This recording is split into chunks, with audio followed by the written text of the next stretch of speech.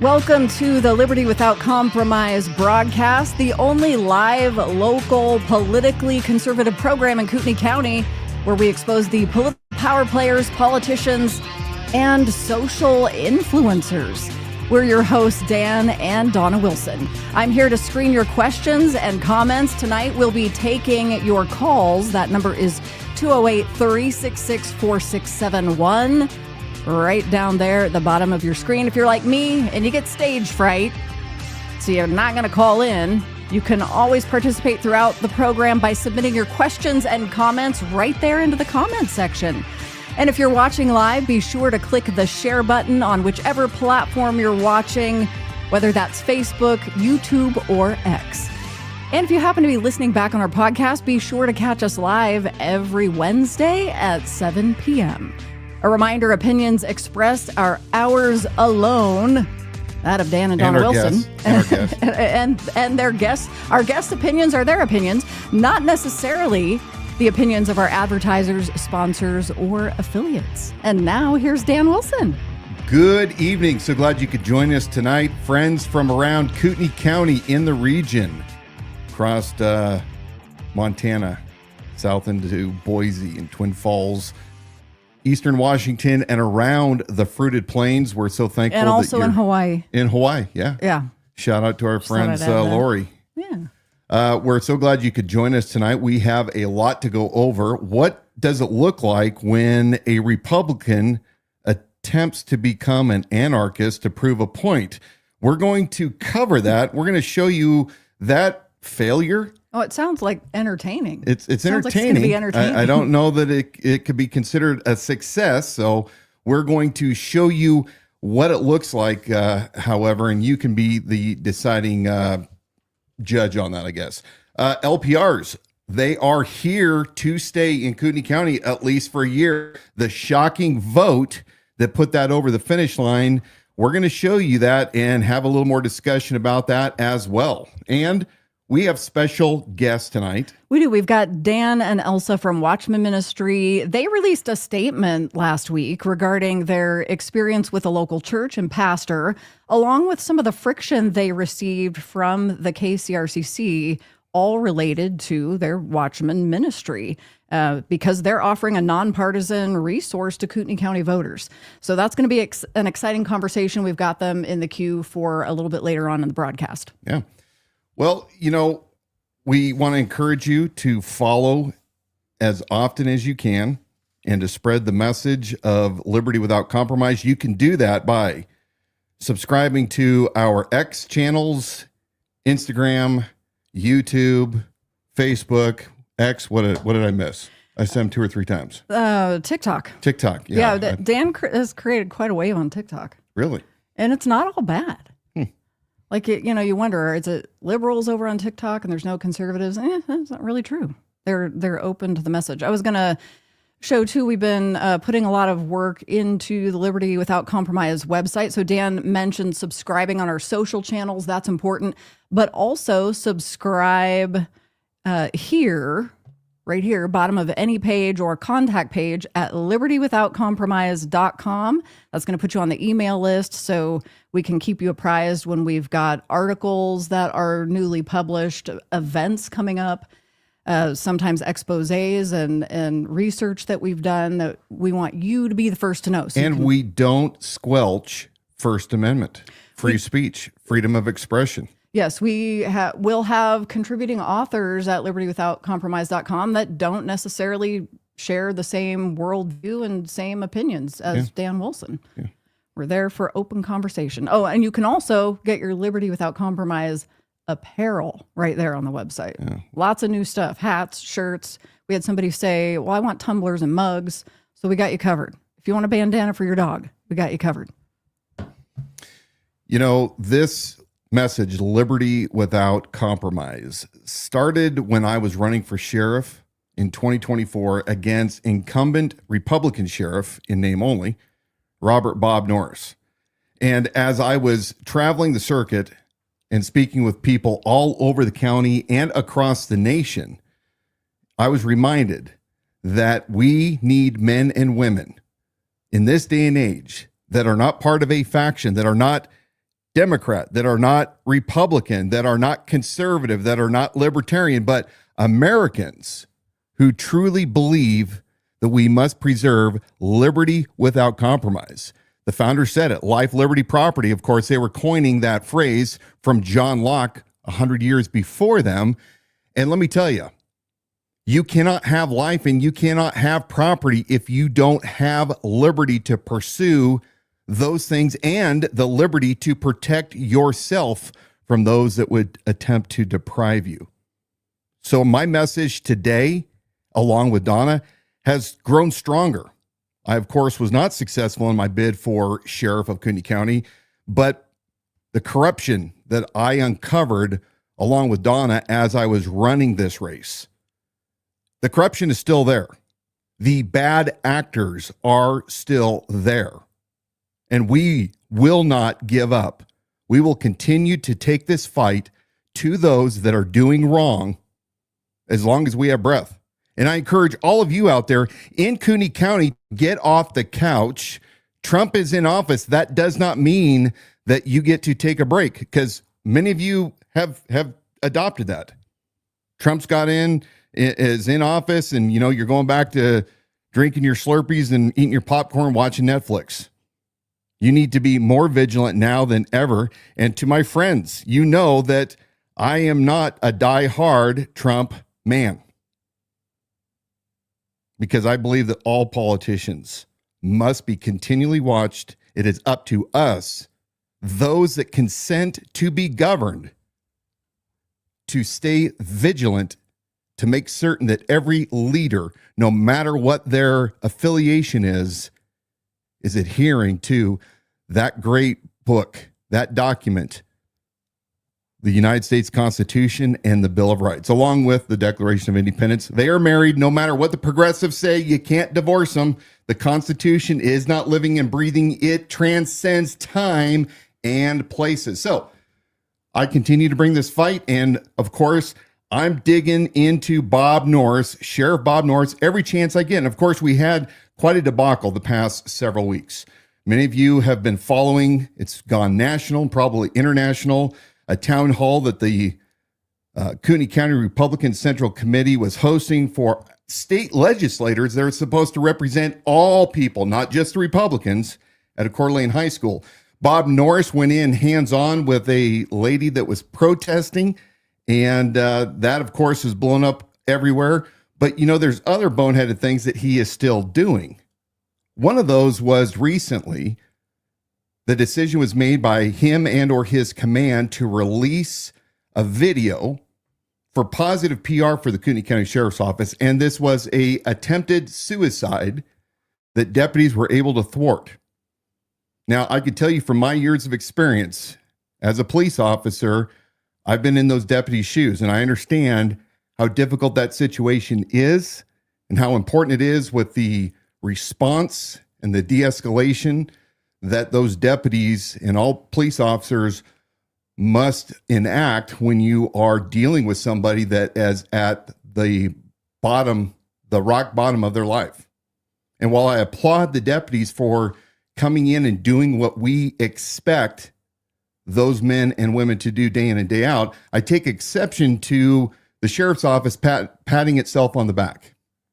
If a newspaper wants to do that to you, that's fine. If a citizen wants to bring it out, that's fine. But to use this success story to further and bolster the ego of the Kootenai County Sheriff's Office is flat out wrong. And it is even worse when these extremely poor judgment deputy, the command staff of the Kootenai County Sheriff's Office, whoever it was that signed off on showing the video of this man who was in his mental health crisis at his lowest point. How dare you do that, Norris? How dare you? And of course, there were many in the community that agreed with me, that thought it was extremely poor judgment to do this. It should never have been done. And then there are those that disagree. They believe that by my coming out and trying to show a contrast leader to what Bob Norris is doing and saying, this is wrong. Well, we've got our haters on that as well. I think we have one of those comments that we're just going to show you real quick, and I want to respond to it because this is typical of the Bob Norris sycophants in this county. And I think, Dawna, do you have that showed up there? Up. You can probably read it better than I can. Oh, I don't know that I can. Here we go.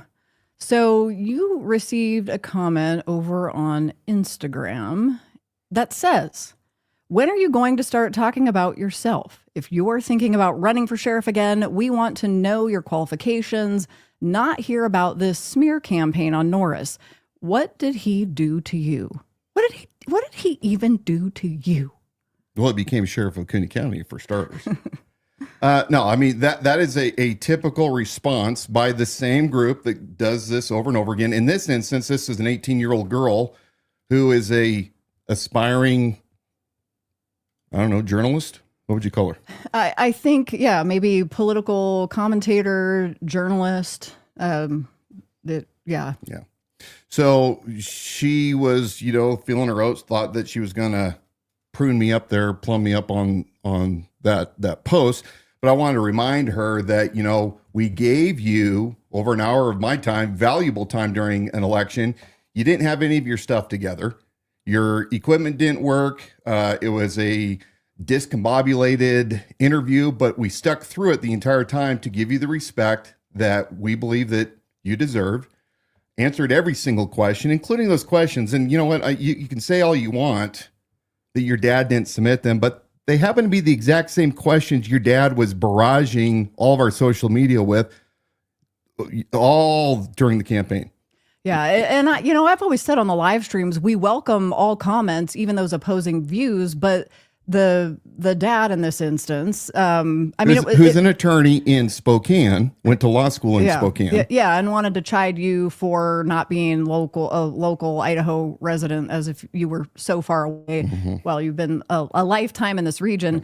But I mean, what he was doing in the comments section when he jumped on that live stream months ago was, I compared it to spamming the guy in high school or middle school spitting, doing spitballs through a straw across the room.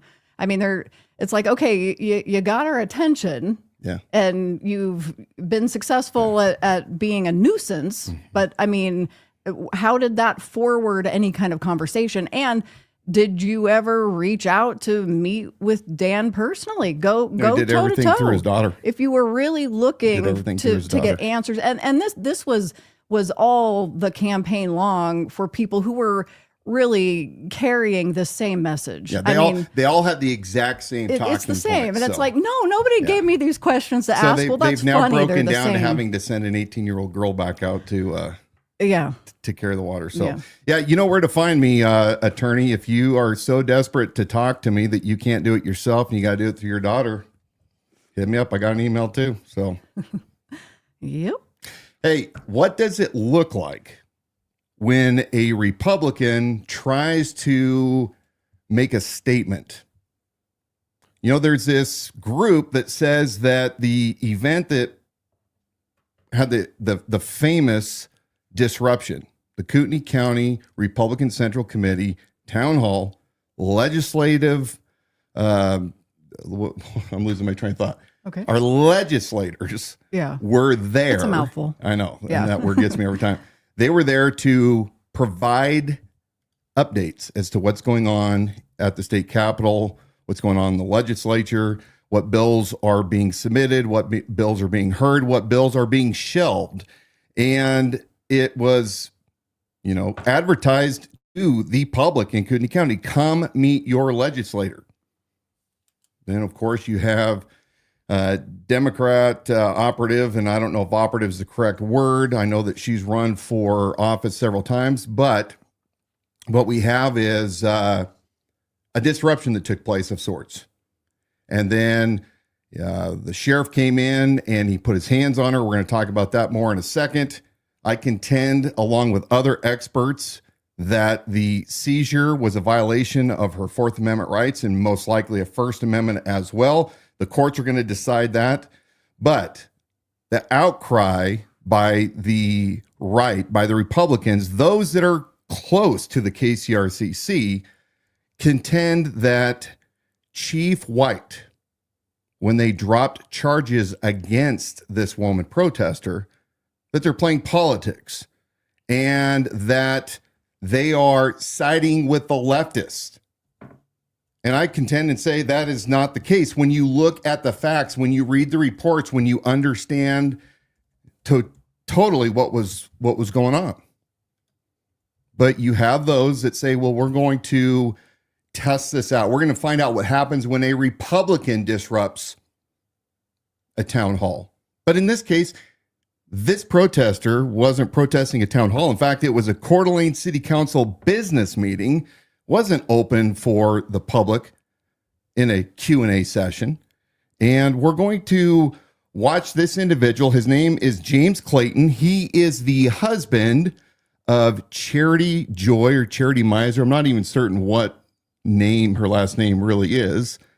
Charity runs the Kootenai Journal, that alternative newspaper that you find all over in coffee houses throughout Kootenai County. So her husband and her are sitting in this audience along with, cameraman Jeremy, who's at every event. Yeah. I assume that's him since he put it on the channel. So yeah. Let's go ahead and watch this video and see what happens when you have the chief of police of Coeur d'Alene Police Department speaking before the city council, ironically, to get approval from the city council to share license plate reader data with the Drug Enforcement Agency, DEA. So go ahead and play that video and we'll... The Coeur d'Alene Police Department has been using automated license plate reader technology now for over a decade. This information is used by our agency to solve a variety of crimes, including homicide. Does that include free speech? One of the most recent Does that cases. include free speech? Does that include free speech, Chief? I'll continue. That's Individuals right. in the community Call your that were buddies. concerned about And come down and have a talk our with them. camera systems. So This is say have a good day. Yeah. You're a worthless piece of shit. Will you see if I I'm can those talk? fucking skunk for law enforcement. You make the top of the list. You know that? You don't know anything. You're a fucking leftist tyrant. You don't know the laws. You want to pretend like you do, but you don't know shit.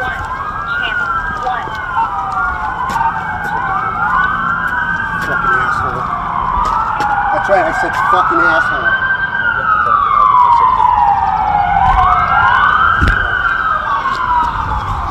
I'm gonna go now.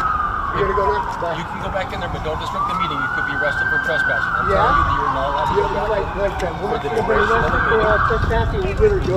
Fuck. No, have them continue. Have a good day. Yeah, you too. Hope you rot in hell. Sir, what were you angry about with the police chief? They double standards. You know, we want to see what he's all about. You know, he let that woman who had disrupted a town hall go after she assaulted several people and You're talking about disrupted the everybody Republican- else's rights. the Republican So I town- thought I would just disrupt his rights a little bit. Okay, so I'm talking about the KCRCC town hall that they had a week and a half ago, where Teresa Bornfall and her cohorts disrupted the meeting, abusing everybody else's free speech rights and rights to assemble. Okay, laws are there to protect people's rights against other people abusing their right. So she has the right to free speech, but she doesn't have the right to abuse everybody else by doing that. So with rights come consequences. She was asked that there were rules, she disobeyed them.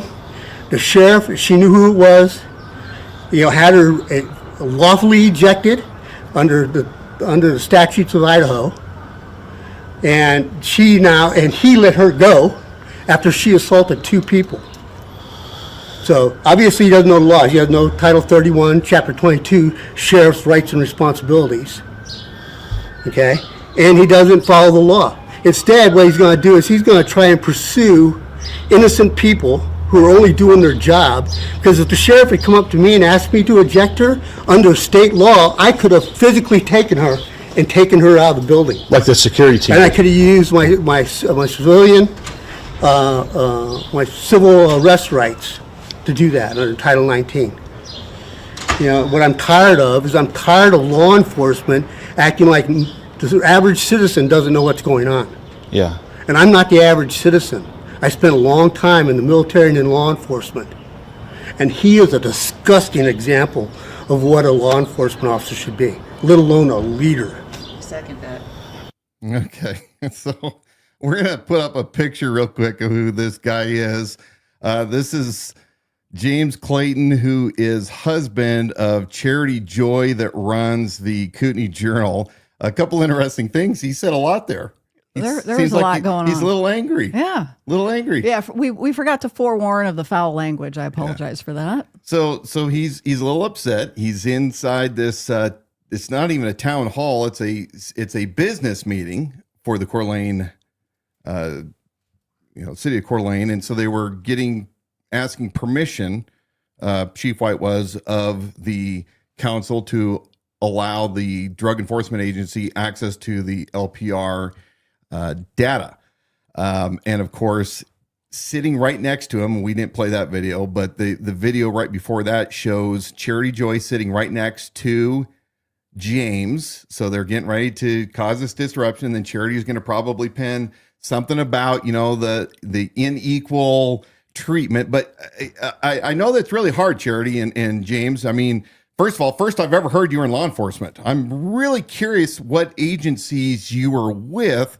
You and I had a conversation one time before, and you told me that you had not ever worn a badge. So not certain. Maybe I misunderstood you, but if anybody knows, drop a comment in whether or not James was ever law enforcement. He spent a lot of time in the military, so he knows stuff. And, he could have affected arrest, but he's tired of cops that treat us like we don't know the laws, is what he says. Mm-hmm. And I'm wondering if James could actually articulate what took place from the beginning to the end, and what he would say about unlawful seizures under the Fourth Amendment. But we're going to show this picture real quick here. I want you to know James and kind of part of who James runs, what circles he runs in. Do we have that photo? We do. There it is. So James is in the lower left-hand side, seated with the goatee and glasses. James is sitting right next to North Idaho News and other journalist, Mike Petum.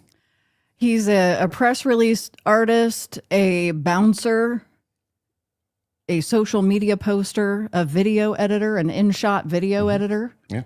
And he monetizes the North Idaho News Facebook page. So you have Kootenai Journal and you have North Idaho News, along with Special Deputy County Commissioner Bruce Matari, former campaign manager of the man himself, Robert Bob Norris. So anyway, that's you guys can tell me whether or not that was a fail or a success. Was James able to affect the result that he wanted by disrupting a meeting and getting arrested and charged when the lady at the town hall, Dr. Borenpole, was charged, but then they dropped the charges? Do you think you're being a little hard on James? Is he just a nice guy, a veteran that we should respect, or is there history there? I appreciate it. Thank you for your service. No, I mean, James has gone out of his way to be an extremely divisive individual.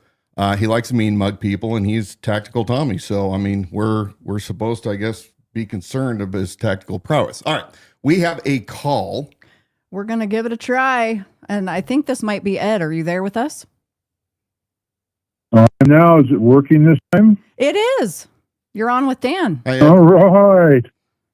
Hey, I don't really know where to come in. I spoke with, I guess I can say, Elsa. You mentioned that she's off today. You told me kind of the topics and some of the issues that will be discussed tonight. In particular, I went through the farce of the rating and bidding and have experience with that. And of course, anything I say about it is just because they didn't endorse me and the like. But I have to tell you, I just before this watched part one of your pastor series, and I've been watching. We've had our issues. Okay, we've never met, but you blocked me and did an FOI and things like that, which you really kind of wonder, and the like. But I have to admit that I've been watching a lot of you, and nobody agrees 100% of everything that you say, but I think you're on the right track in relation to a lot of the things that are very concerning here in the county. Especially, you talk about, voted for Trump 3 times. I consider myself a Ronald Reagan, very conservative guy, and they're calling me Rhino and stuff like that just because I don't. Nobody likes it when I say it, but it's an analogy, goose step to the party line. Yeah. And people, you said it about, people look back on their laurels because Trump's in office now. And that's what's going on nationally. For the most part, I agree with it. We have a big problem here in the county with apathy of the long-time residents in particular, who have been caught sleeping these last 3, 5, 7 years. Well, Regan has manipulated a lot of new people to take over the KCRCC, and we've seen what's happened when his people have gotten to dirty in several instances, and I believe we're at a tipping point in many. Years ago, Regan said he wanted our people in every position, and they're getting it because of the apathy. How we, however you want to call it, needs to motivate and wake up that roughly 60% of the people who don't vote in the off-year elections. That's the key. And real quick, and then I'll shut up here. I'm related to Pastor Series. I think everybody knows who we're talking about here. It's not the only one. There are a couple different churches, and I don't know if, like I listen about 1.5 series, but the church over in Post Falls I know, and some others here in the area that are placing their people into positions that are very concerning with what direction to take us. Yeah, Ed, I really appreciate your call, and I will be looking forward. I sent you an email earlier this week. I don't know that you received it, so that we can maybe start at ground zero again. I think I originally blocked you because you were making comments that I lost the election by a landslide and needed to move on. So after several times that's when I hit the block. So I'll probably lift that block. You and I can start over. But no, you're exactly right. We're going to talk about this in more detail at the end. What happens when you allow power to become absolute with just one faction? Thanks for your call, Ed. Yeah, thanks. And so we are going to be talking about that. I'm going to get through this next talk on LPRs. We're going to go through it really fast because I don't spend much more time. We want to get to our special guests, Dan and Elsa from Watchmen Ministries. But we have been fighting since last year LPR technology, that is license plate reader or automatic license plate reader technology. You can go back to many of our live streams where I've addressed my concerns with the surveillance state. And recently, I believe it was just four episodes ago, I talk again and dispel the lies that Bob Norris claims that I was lying about. And I brought the receipts and showed him that the LPR data is not safe. We showed a kid back in December live streaming his ability to hack into Motorola LPR Vigilant software. So I'm opposed to the surveillance state. Anytime you hear officer safety, I roll my eyes. I was a cop for 12 years. I was one of the most vigilant cops that worked on our department. But I will tell you that we do not base everything in law enforcement solely off of officer safety. If we did, your rights in the community would be lost. There is a reason that the founders came back and amended the Constitution before it was ratified to specifically call out the rights of the people that the government is bound to protect and uphold. So the LPRs today were passed, or excuse me, I guess that was a day ago. We're going to play this video real quick here. It's about 3 minutes. We're going to breeze through it. Then we're going to get to our special guest. But I want you to see the final vote and kind of some of the discussion between the county commissioners. Let's go ahead and watch that clip. I believe that we are going to be very strict and obviously aware within our community and our sheriff's office about any attempts at abuse. Hopefully this sets the stage for the local jurisdictions. That, all the other patrol cars and a lot of the other local jurisdictions, they are already outfitted with this technology. And so I think this board is very clear on what it wants from the sheriff's office. And so we hope that you do that, present a good case a year from now. But it doesn't stop with the county. It really begins with the county because of all the other cities that already have this technology. And another glance of truth and happiness that we might be able to have is Donald J. Trump. Mm-hmm. And so can he do anything about it? Let's see what he can do. He's certainly reviewing quite a few things at this point, so yeah. See if this crosses his plate. I do know that there's been case Wouldn't law. Surprise me. Yeah. I think he's been over there. Yeah. Not close enough to see the work going on, but well. To the chair's point, there's a lot to do. There has been case law. Most of the case law up to this point has suggested that license plates in and of themselves being collected it's not a Fourth Amendment violation. That's been the interpretation of the Supreme Court thus far. The surveillance from that particular Virginia city was a different application of the readers.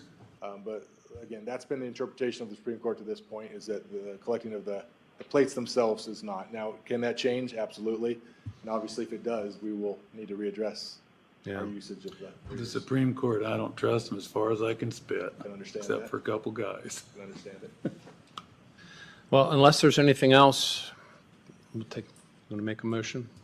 Yeah, I just, again, want to reiterate that, I mean, this is not my first choice for sure. I would rather no data be collected. I think that it would be, it'll be interesting to see how much return on investment that we are able to get, how many plates and people we're able to turn over. And I just very much expect it's a good policy, and I expect the Sheriff's Department will adhere to it faithfully and with that 30-day retention change. So, yeah, I'll make a motion. Go for it. I move that we approve the amendment to the software contract quote with the ALPR software.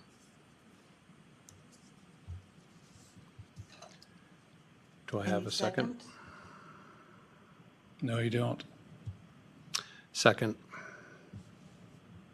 With the understanding that if we decide a year from now there is no value for data retention after day 0, we can make that adjustment. We can not fund it for the following year if there's not a good enough case being made. So, Yes, sir. Commissioner Eberline, Name? Commissioner Duncan, Aye. Chair Matari. aye. Motion carries. And I hope you get her all done too. All right. So a couple quick things here. Glad that you're there and keep trying. What you saw is Lieutenant Headland, who That concludes the business. Next up is public wrote comment. most of the records request responses for the LPRs that I requested. He was up there to try to answer questions that the commissioners might have had. It comes down to this. Matari, he talks about, Chairman Matari says that, look, we need to have policies in place. Well, you're exactly right. You should have had those policies in place before Dan Wilson brought them up to you in August publicly after you've been using them for months after months after months in demo mode with no policies. You nincompoops. So now you're waxing on. You're now convinced. And hats off, Mark Eberline. Hats off to Mark Eberline for having the courage to say, I don't like this. It's a violation of people's constitutional rights. Headland tries to say, well, Supreme Court's hasn't ruled on everything. And you, sir, should probably brush up on your Google foo, because I found far more examples than your one examples of the LPR by Motorola. Their data being breached, being hacked, being used by law enforcement where it should not have been used in violation of people's privileged information. Now, Chairman Duncan, I'm shocked. I'm curious why you decided, when you appeared to be against it, from all rumors that I heard from those that are close to you, said that you were against it. Why would you vote for it? Is it because they sweet talked you over the 30-day retention policy versus the year? Well, maybe we can have you on Liberty Without Compromise here in the next week or so, and you can tell us why you decided to vote to reward Bob Norris. You remember Bob Norris that berated you in that December 23rd Board of County Commissioner meeting? Do you remember when he talked down to you? The sheriff thought he was going to dress you down being a misogynist. Did you forget that? What did they promise you? Why would you turn? You had Mark Eberline that had your 6. And now here it is, a year. But it's all for officer safety because, you know, in Kootenai County, the deputies every single day are surrounded by mass murderers and missing people. And you know what? The means justify the ends. So that's all I got to say on it. All right. Now we're going to have a word from our sponsor, and we'll be right back with our special guests.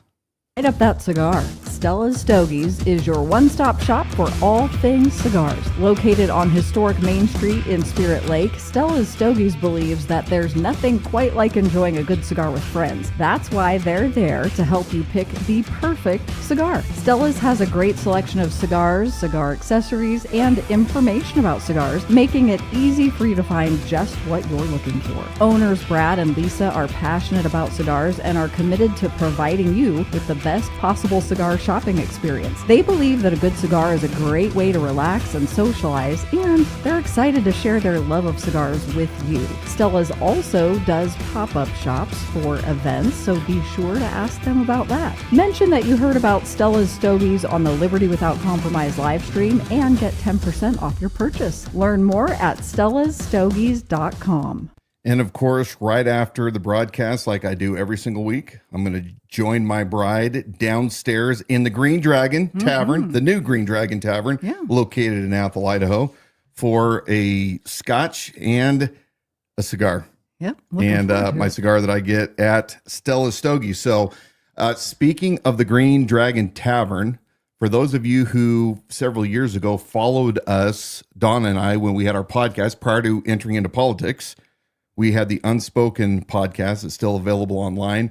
We would meet down in our cigar lounge that has been titled the Green Dragon, and it's been titled the Green Dragon in homage. Is that how you say it? Homage. I always say homage. Homage. Okay, I you don't say it right. know. But yeah, we broadcast live. At that time, we broadcast live from the new Green Dragon Tavern. And of course, that is where, in many respects, the Revolutionary War was fanned. Those embers. What's this say? The shirt? Headquarters of the Revolution. You know, Sam Adams, Paul Revere. I want to put a plug in right now. So these shirts that we are wearing tonight, Don and I, we don't normally dress alike. No, we usually avoid it. Are we becoming the seniors that we say we were never going to It's like, don't do it. Here we are.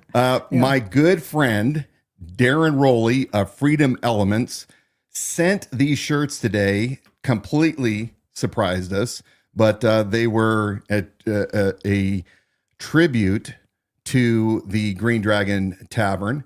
And I want you guys to follow Darren and go to freedomelements.com. And do I have that website correct? The website's up. It is freedomelements.com. Looks like you get free standard shipping on orders of $75 or more. And then when you're new to the shop, you get 15% off. Are you sure they're showing it? My screen's not showing it. Oh, yeah. Sorry, guys. I try to do all the things. You're better multitasking than me. It was supposed to be sharing. I'll bring it up later. So Freedom Elements, Darren Rowley, thank you, brother. I really appreciate these awesome shirts you designed. But check out all of his other freedom, all of the freedom. I'm losing all of my words tonight. Yeah. Well, it's apparel surrounded by him because I can Freedom see inspired. It. There Yes, it is. So he's got "Don't Tread on Me" hats, "In God We Must," Freedom Elements apparel, "Appeal to Heaven," which has been a really popular shirt. Well, I wear a lot of his shirts on this broadcast. You do, yeah. So. You've been his number one fan. All right, we'll bring that up towards the end of the show. But right now, it's time that we introduce our special guest. So Watchmen Ministry North Idaho combines faith and public policy and serves to educate, equip, engage, and encourage the church to stand for righteousness in the public square. As part of this mission, they seek to educate Kootenai County voters from a biblical and Christ-centered worldview. The Watchmen Ministry accomplishes this by routinely distributing informative legislative briefings, hosting special events to address specific topics and issues, and then also producing and distributing voter guides during each election cycle. These nonpartisan voter guides feature the answers to a survey that each candidate receives. The survey questions are identical based on the specific office that's being sought. And then Watchmen also conducts video interviews with each candidate. Those who choose to respond to the invitation for the interview, those are then published to their website for all Kootenai County voters to review. As Watchmen Ministry established themselves here in North Idaho, they were initially met with open arms by local church leaders and some central committee members. However, after a series of publicly hosted events, they began to get some pushback from local church leaders and members of the KCRCC. Now, after much consideration, Watchmen recently released the following statement that has been met with controversy on social media. And here is just a part of what they've shared, and then this is going to allude to the conversation we're about to have. So that statement is, over the years, we have been attacked, not by Democrats or people who oppose our conservative views. We've been attacked by other Republicans. We have been attacked by Christians. The most vicious attacks, lies, and gossip have come from some local Christians. Hard to believe, but it's true. A very outspoken local Christian woman has continued to lie and spread misinformation because we would not allow her to be part of our ministry. Her behavior somehow justified under the cloak of Christianity, conveniently forgetting to do justly.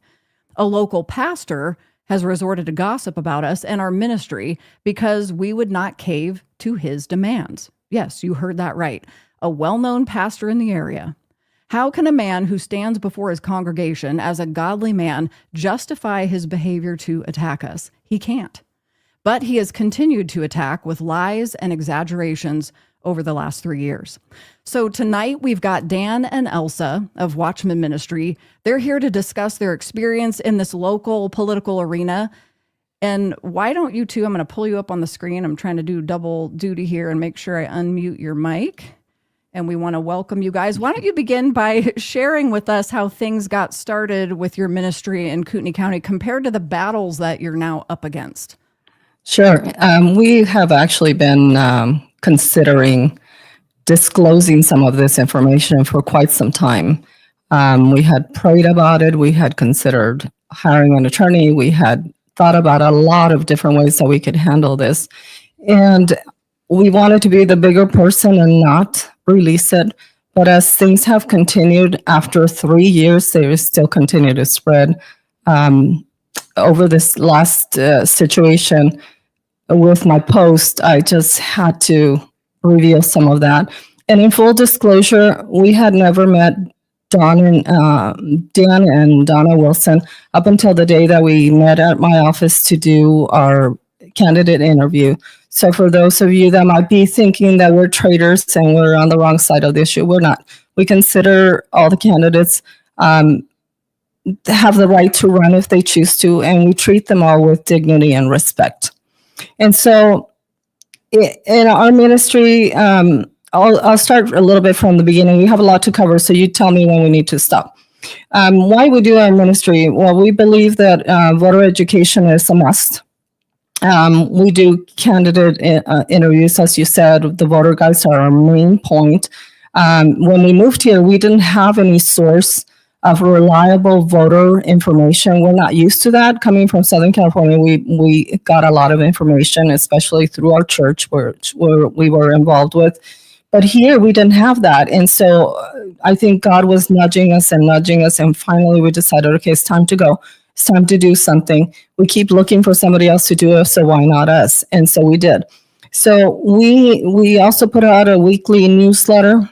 It's a lot of time commitment, right? But we're dedicated to the cause. We feel like we moved multiple states away.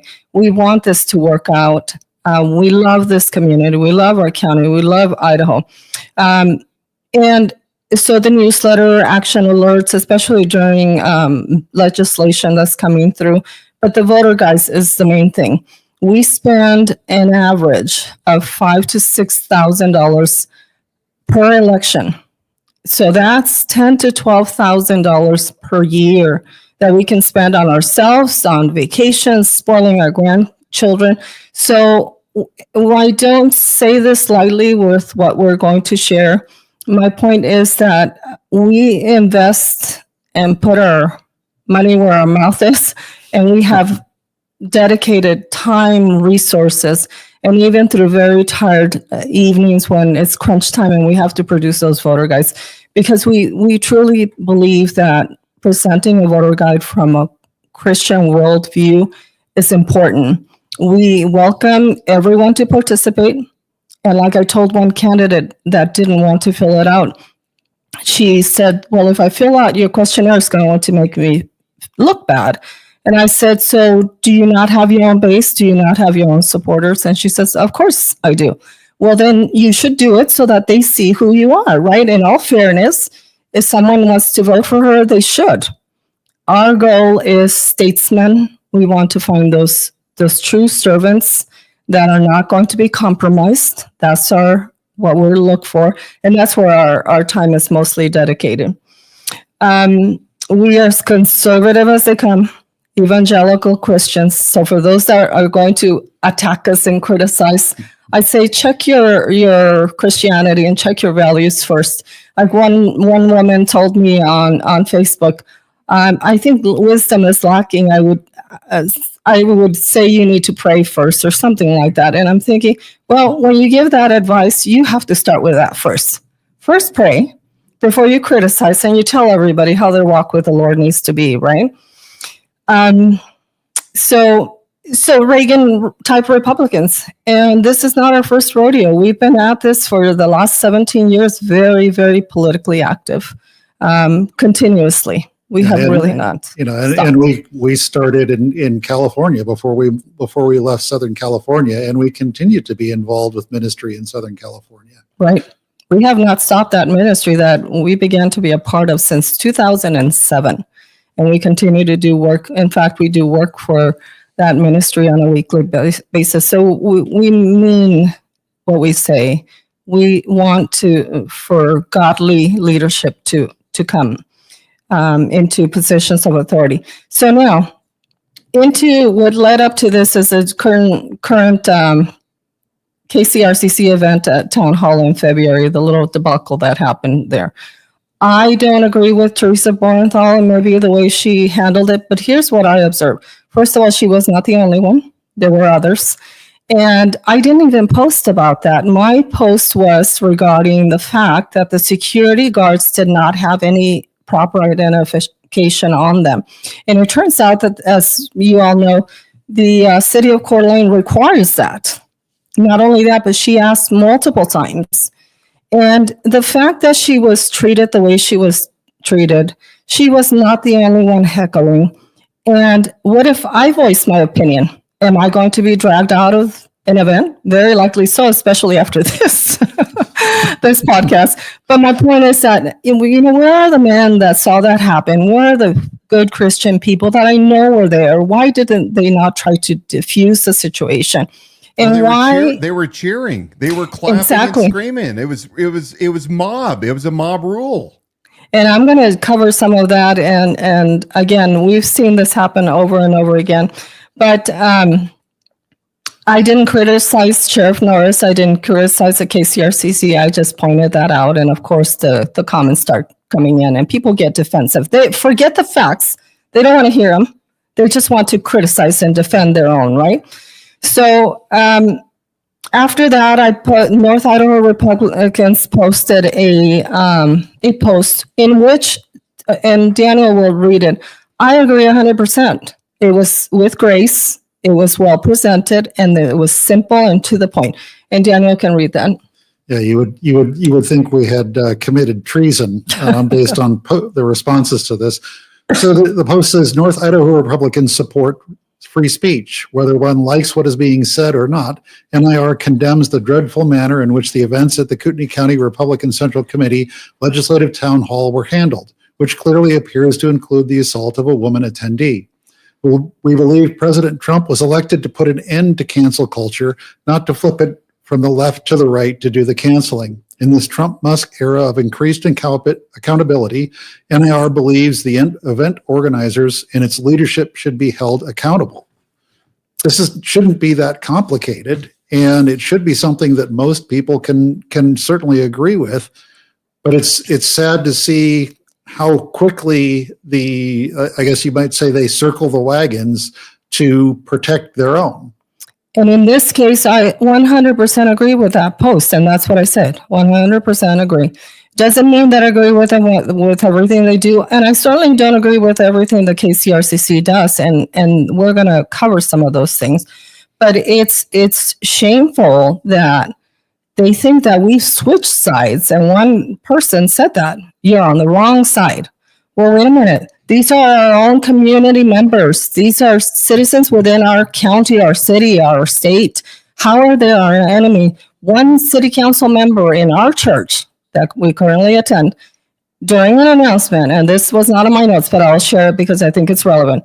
He stood up and gave an announcement and said, the enemies, and this was during, I forget, one of the upcoming elections last year. I think it was when the North Idaho Republicans had their candidates.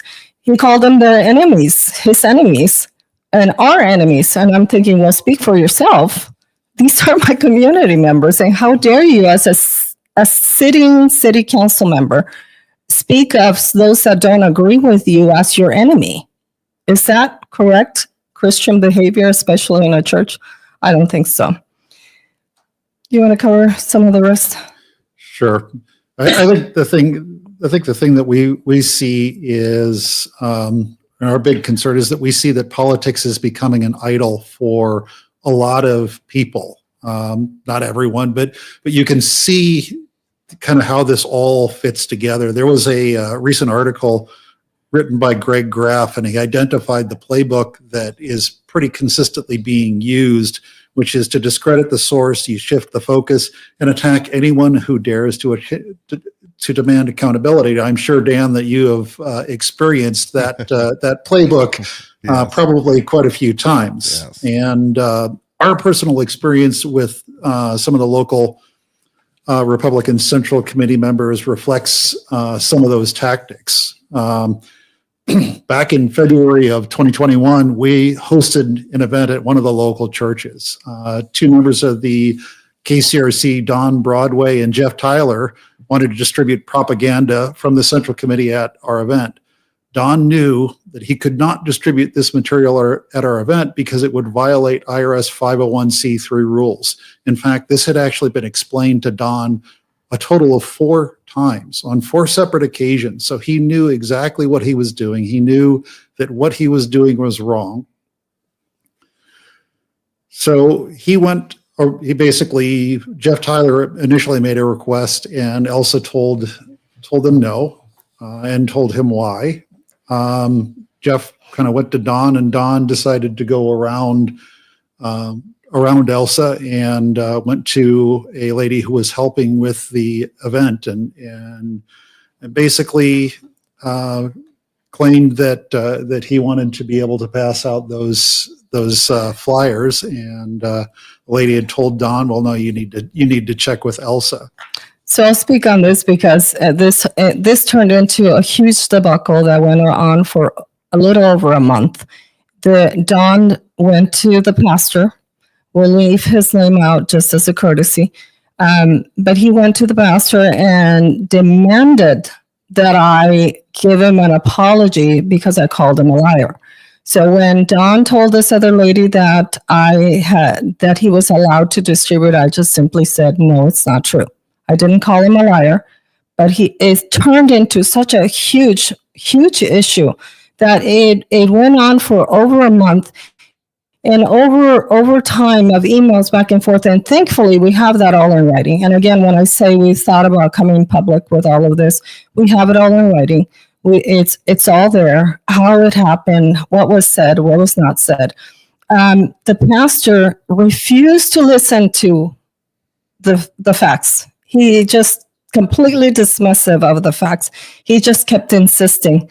I'm patient, and he kept insisting as if I'm going to wear you out and you're going to give that apology. But we were standing on principle. And the bottom line is it's three men, between Jeff Tyler, which in all fairness, since we've run into him a few times, and he has been nothing but courteous, as short hello and goodbye. Don and that pastor have been relentless and vindictive. Yeah, and it's unacceptable. And of course, this pastor I have dealings sort of with as well. And you can hear more about that in our podcast, not the live broadcast, but our podcast series, Power Player Pastors of Kootenai County, because we've dealt with some of these same players. Now, I want to go back and talk about Don Bradway. Now, Don Bradway is a staple to all Kootenai County Republican Central Committee events, whether it is the Reagan Republicans or the Pachyderms or whatever. He is oftentimes found being the master of ceremonies for these town hall events. And he's always wears a big Hawaiian shirt, and he happens to be a board member of the National Rifle Association. So he's a guy that should know better when it comes to distributing material that is clearly offline. And there's this mentality that seems to be that nobody's going to challenge us, so we'll push the limit, we'll pass things out, and we're always going to get covered because we have the firepower to be able to refute, defend whatever our actions are, and the rules do not apply to us. So I want to make certain I understand that correctly. Sounds like Jeff Tyler was doing the right thing. He respected it and was not facilitating this. And, disclosure to all, Jeff came out and publicly supported me, not in his official capacity, but in his private capacity. And Dorothy Moon, the state Republican chair, came back and within 72 hours, in fact, it's probably 48 hours, told him he had to take down his personal endorsement of me for the sheriff's race. This is how tyrannical these people are. But Jeff Jeff's always been really good to me. I like Jeff. Jeff's a outstanding, upright guy. But Don likes to bloviate a lot, and it sounds like that he was attempting to literally throw his weight around. Yes. And so again, to be clear, the conversation started with Jeff, but once I said no and I explained why, and he said, well, Don said, I said no, he's well aware. Again, we stick our neck out for the ministry. What we don't want is to find ourselves in an unnecessary legal battle because we overlooked the IRS 501c3 rules, which is what we abide by. We're happy to do this, but we don't need to look for that in trouble with the IRS. So he backed away, and again, he's been courteous. But Don has been nonstop. In fact, I didn't have it on my notes, but it's worth sharing now. We were at a mutual friend's Christmas party a few years back, and Don was invited, and so were we. He was surprised that we were there. You can see in his demeanor. And even after all that happened, this is, sometime later, and in a public setting, I thought is the courteous thing is to say hello and start small talk. Well, it turns out that after the event, he was very angry with the host because she had dared to invite us after what we had done to him. What did we do, Don? We didn't do anything. And in fact, when we hosted our first sheriff's forum, there were several candidates that refused to participate in our forum if Don was going to be the moderator. So we ended up having Daniel be the moderator. And so I think those two things just in his mind, his big ego Yeah. and vindictive behavior just got in the way. And I hate to say that because, again, this is a fellow Christian. We did not get attacked by the left. They have been polite and courteous. Hopefully that will continue because if for no other reason than we treat people with dignity. Yes. As another fellow human being. Yeah. No, I think you bring up great points, and I think that it was shocking to me, although in retrospect, I should have expected it.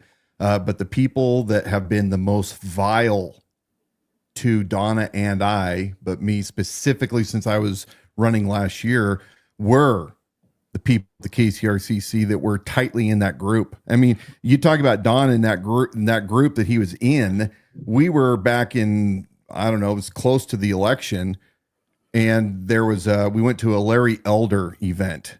He was speaking, and the table adjacent was Don and several other staples of the Republican Central Committee goers, I guess, if you will, attenders. And I was shocked. I had spoken to them at their history club several months earlier, had a great rapport. Many of them came up and said, we hadn't given you a fair chance. We believed the lies that were being told about you. And now, after hearing what you had to say, we understand your message and we support that message. Well, less than, not even a month later, I'm sitting at a table adjacent to theirs. I get up to try to shake Don and a couple of the other guys' hands, and they want nothing to do with me. And it is the most bizarre thing. Having come from Spokane, where I thought politics were dirty over there, people will still be your enemy and come over and shake your hand.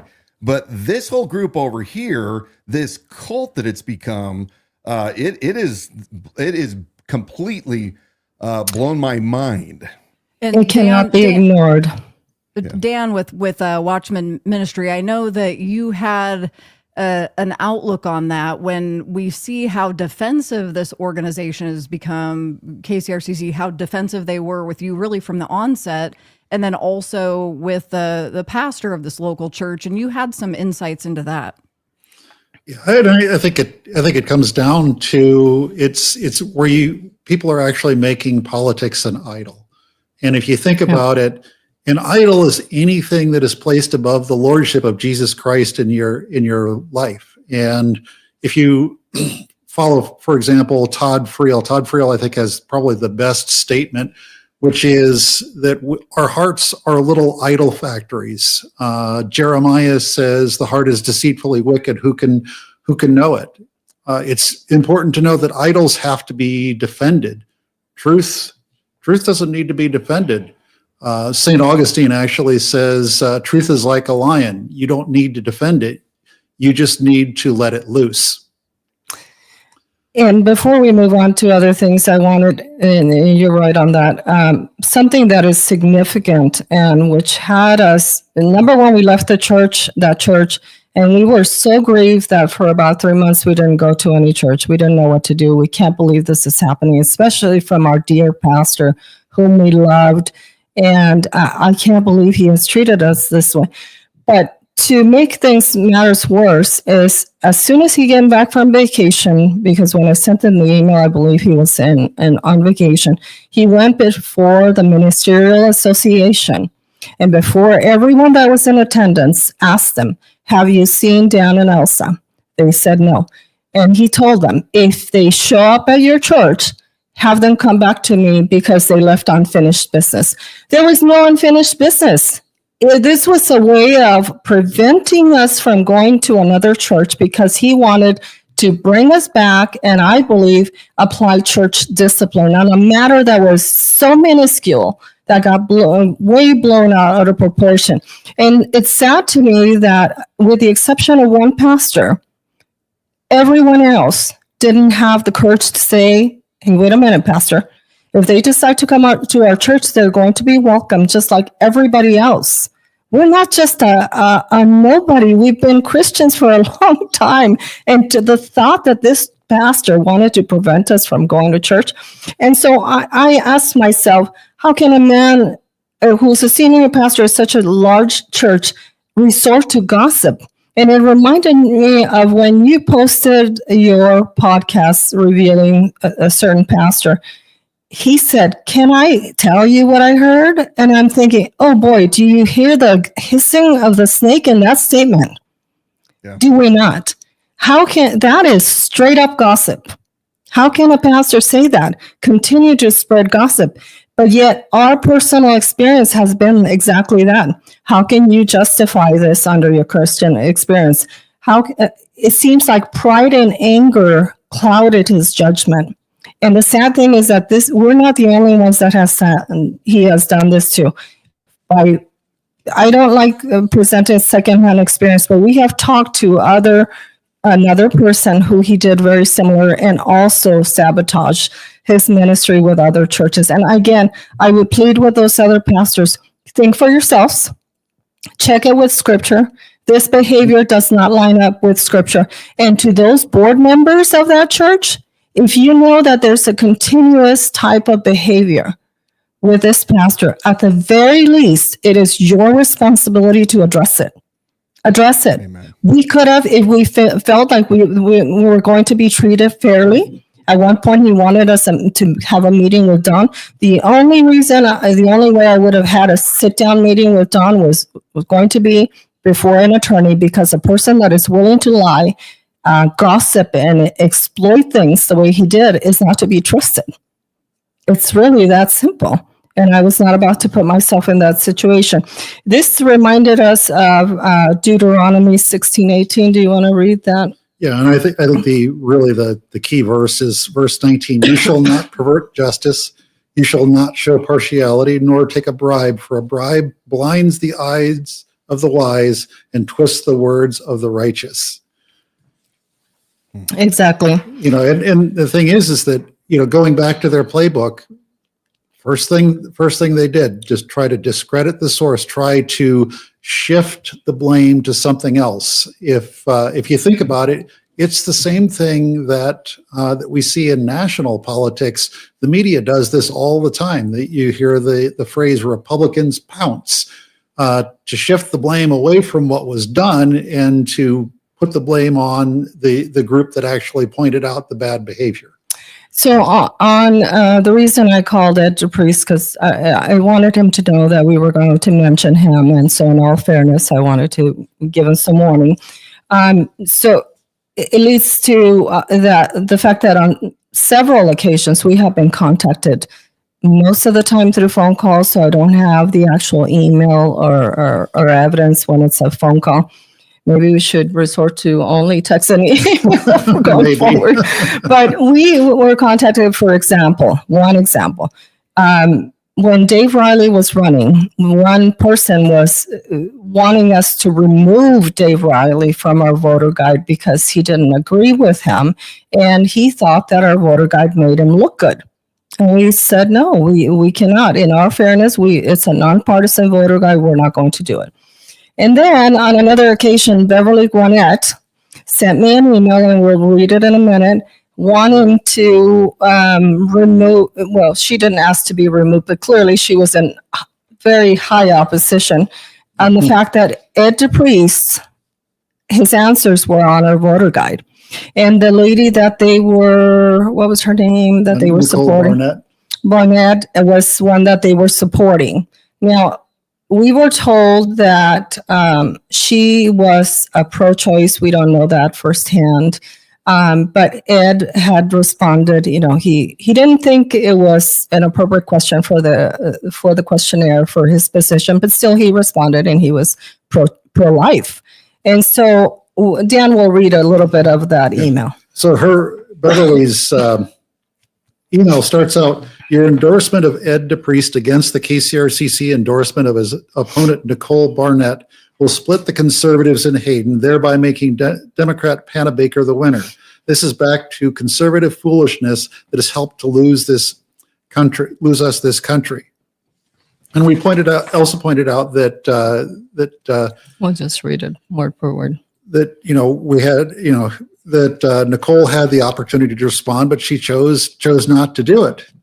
And so she responds again, with your list having Ed on it and the KCRCC having Nicole on it, chances are very good that Democrat Hannah Baker will win, since the conservative vote will be split.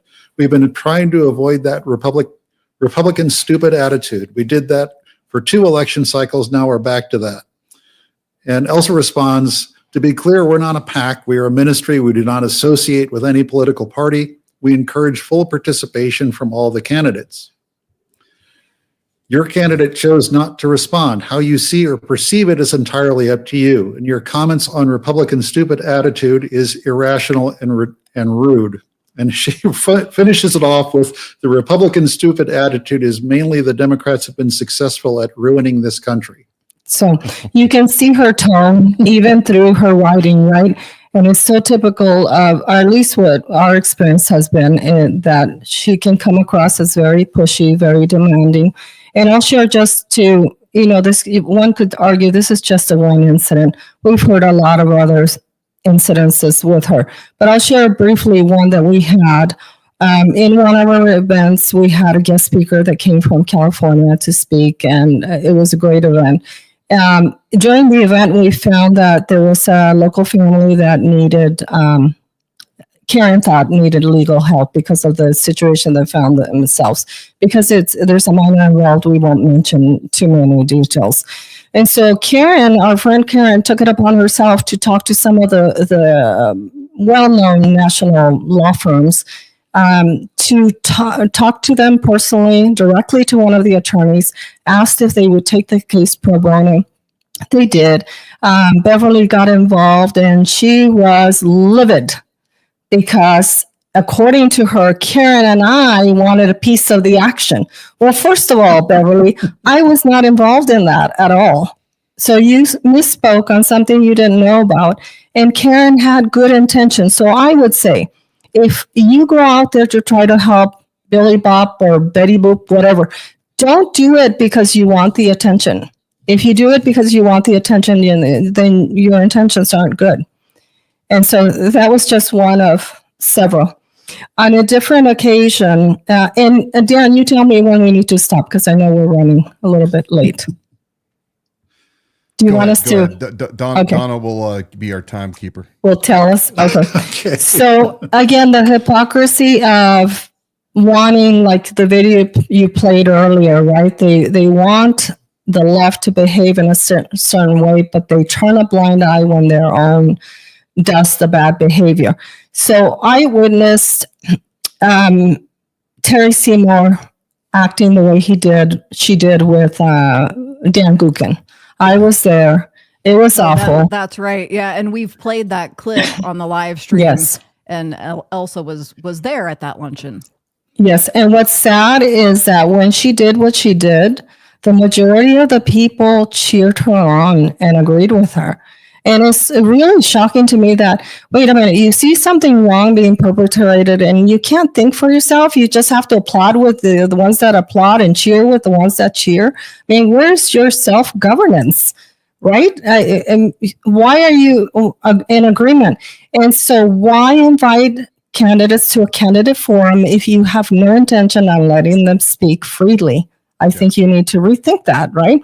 Yeah. And what was really telling was that at the end, the whole program continued. And then Terry, towards the end, made some final announcements. So she got the mic again. I wouldn't have let her pick up the mic again after that, but she did. And then she said, it's not my fault. God made me this way. So I thought, okay, so now we know where your Christianity is, because how dare you blame God for your bad behavior, my bad behavior? I mean, we have to take some accountability. Yeah, that would be called sin nature. Yes. Not I have license to do what I want because God made me this way. But no, that would be sin nature. Yes. It's become apparent to me, and this is where I think maybe you guys will or won't agree. But when we look at our country, as citizens of the United States, we are Americans. Mm-hmm. Those of us that are of faith are of faith. And we understand when you call Jesus your Lord and Savior, what that means. That means that he is first and foremost in everything in your life, as imperfect as we are, as imperfect as I do. We oftentimes have to step back and go, guess what? Government and our faith are not necessarily aligned, meaning that when our country was founded, you had a commonality between their, at that time, belief in a higher power. You had the same moral standards back in those days, but we are a post-Christian nation now. And so while I applaud exactly what you guys are doing, because you are putting your faith on display, saying we want people that share our values as Americans. We want righteousness by people that are self-governing to be in positions of leadership.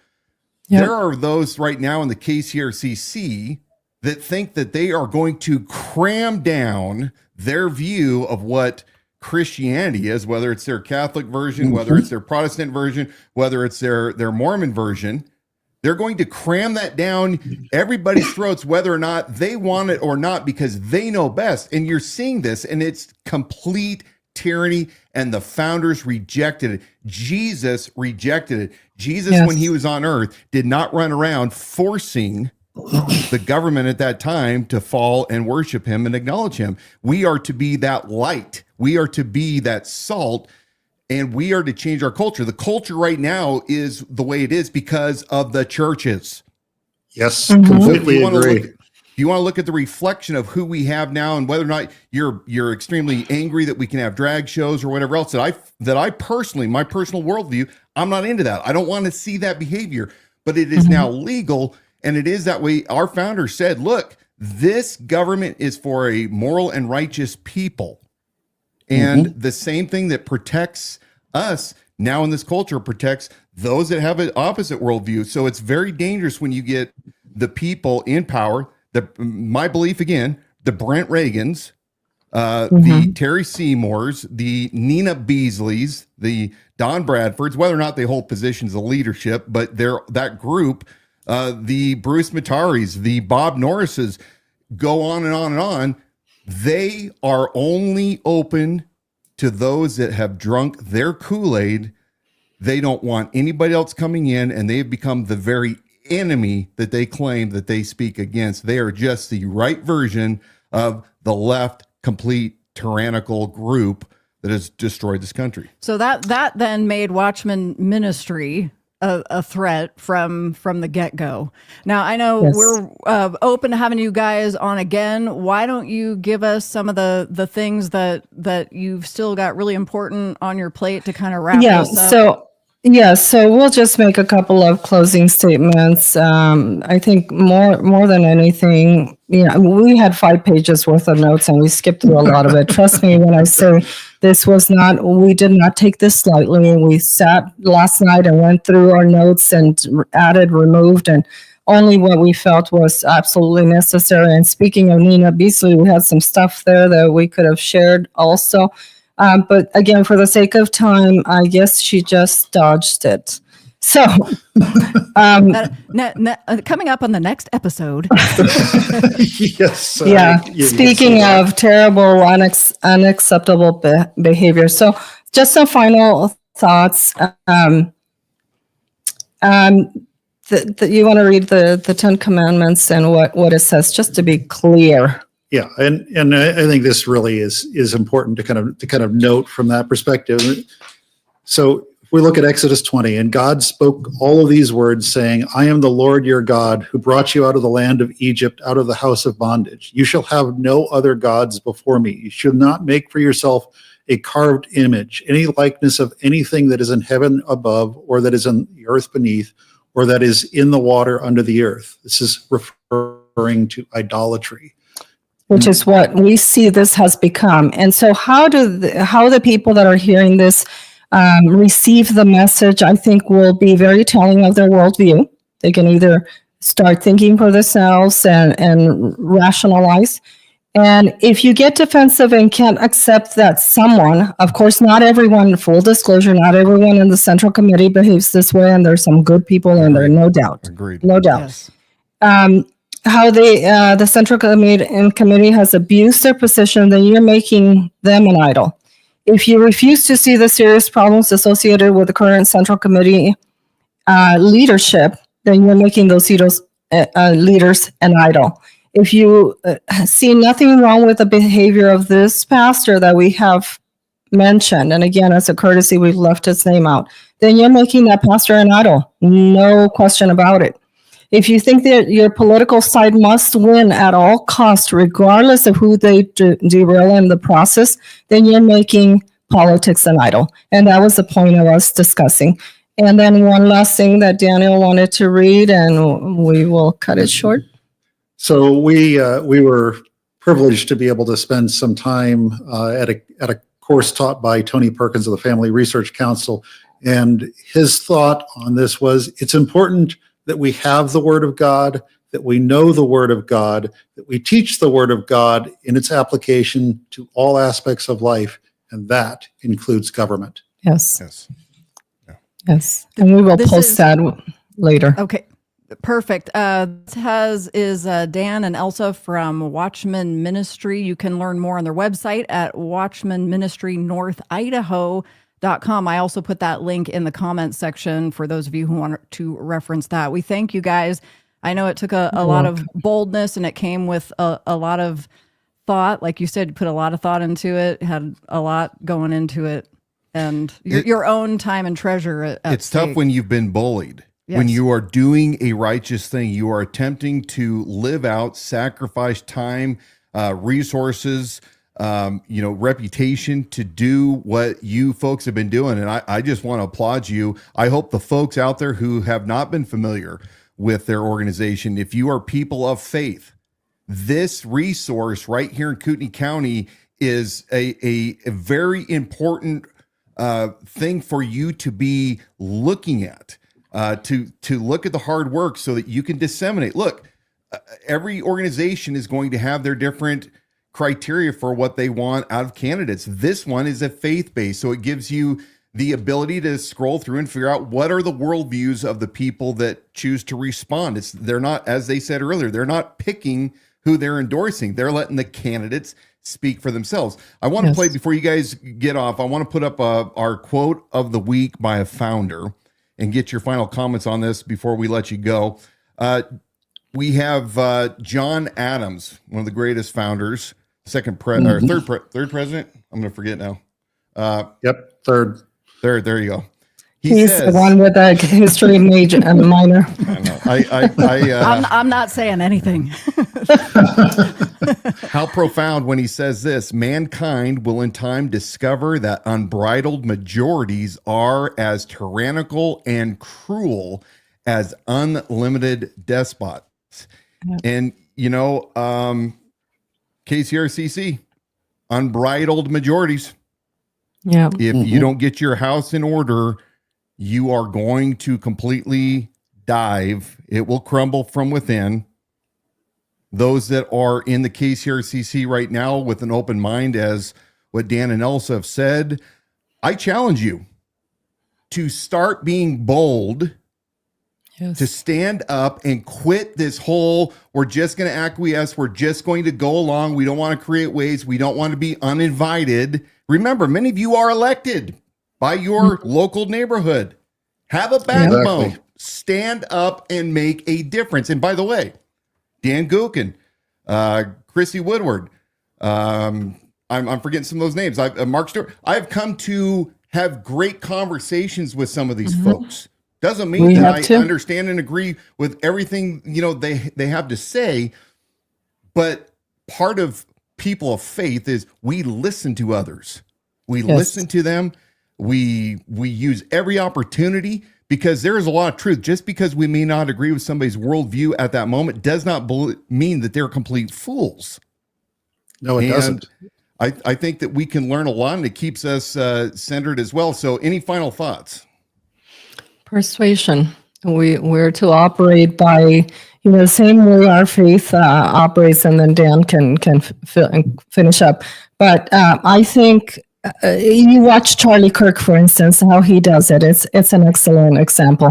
He goes in the colleges. Most of those that come before the mic disagree with him very strongly. But you watch, he treats them with dignity, respect, listens to them. And what does he do next? Try to get them to think and persuade them. That's how we should do faith. That's how we lead people to Christ, by persuasion. And I think the thing that really, as we talked about making politics an idol, we all have to check our heart because the heart is deceitfully wicked, and all have sinned and fallen short of the glory of God. When we preach the gospel, we need to be preaching the gospel by words, by actions, by deeds, by attitudes, by every aspect Our conduct. by our conduct, by every aspect of our lives. And that is what we hope to do, what we try to do with this ministry, with everything that we have.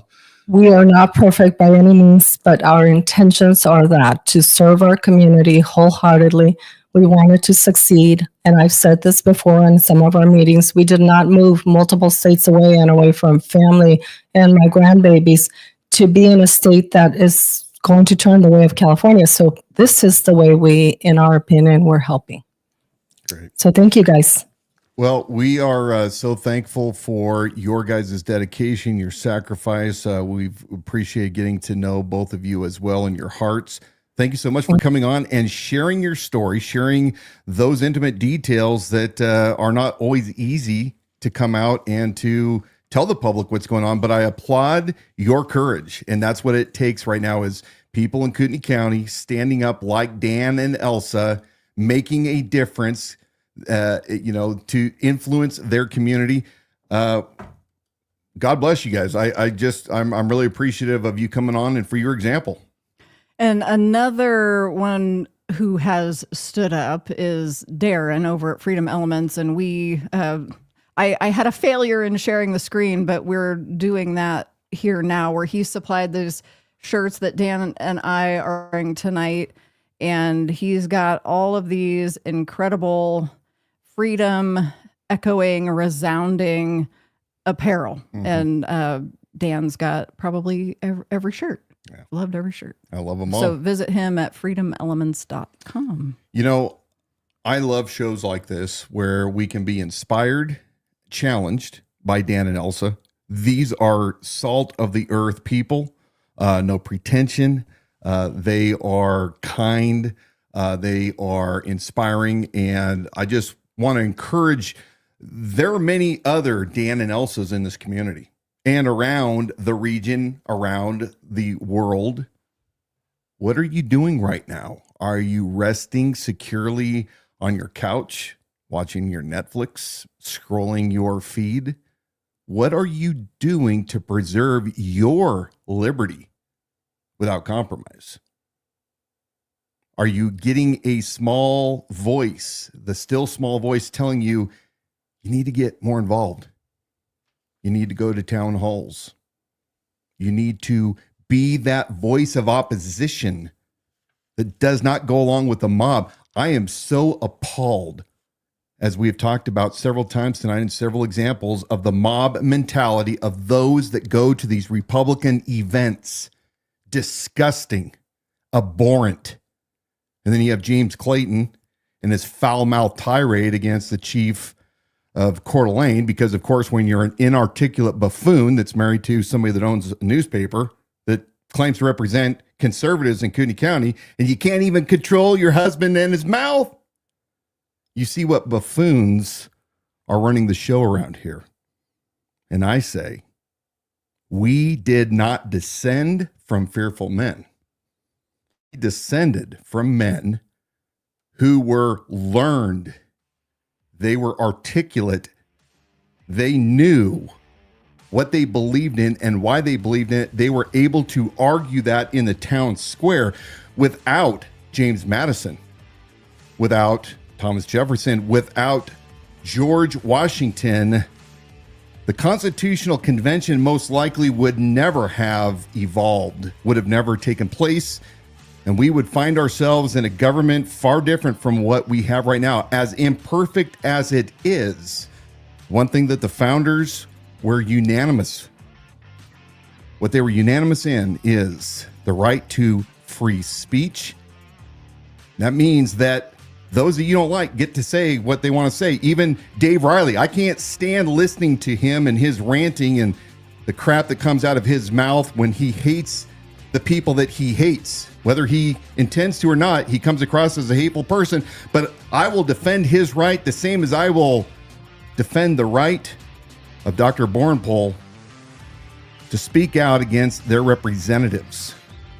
I'm calling on all of our elected officials right now to do the right thing and start calling for your own constituents, the people in your own party, the Dorothy Moons, the Brent Reagans, to stop the madness and to start acting like the Americans we are. Be strong and of good courage. Please pray for Matt, who's going through a tough time.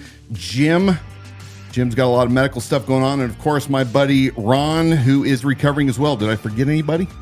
Well, there's probably, there's a lot that a lot of us that need prayer. Thank you for joining us tonight on the Liberty Without Compromise live stream broadcast. You can visit our website to watch past episodes and view exclusive reports on the Kootenai County political power players. That's at libertywithoutcompromise.com. You can also get your apparel there.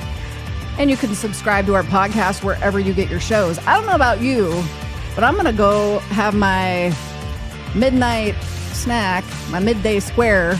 The link to get these and get 15% off is in the comment section here. I'm going to drink some scotch and I'm going to smoke a cigar. Oh, that sounds great. Let's go. Bye.